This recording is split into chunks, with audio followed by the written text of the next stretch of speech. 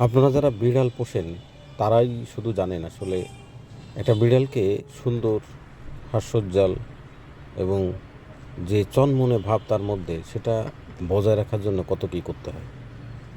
আপনারা যারা বিড়াল পালেন তাদের প্রতি একটাই রিকোয়েস্ট, যদি সুন্দর করে খান আপনার এই খান। বিড়ালটাকে পর্যবেক্ষণ করেন, তার চিকিৎসার সময় চিকিৎসা দেওয়া, তার খাওয়ার সময় খাওয়া দেওয়া, ঠিকঠাক খাবার দেওয়া, ঘুমানোর জায়গাটা সুন্দর করে দেওয়া, এত কিছু যদি ঠিকঠাক আপনি করেন তাহলে অবশ্যই দেখবেন যে আপনার বিড়ালটি সুন্দরভাবে বড় হচ্ছে।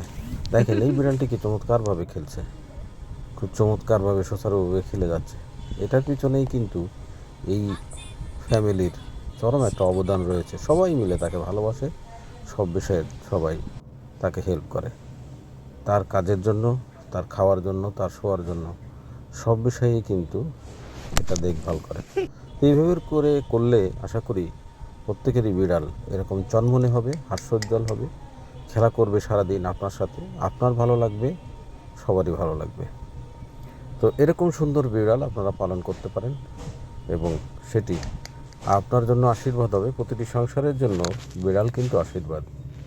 এটি আমাদের নবী করিম সাল্লাল্লাহু আলাইহি সাল্লাম পালন করেছেন এবং অনেক বিড়াল তিনি পুষেছেন এবং বিড়ালদেরকে ঘরের মধ্যে পরিপালন করার কথা বলেছেন। এতটুকুই, ভালো থাকবেন, আল্লাহ হাফেজ।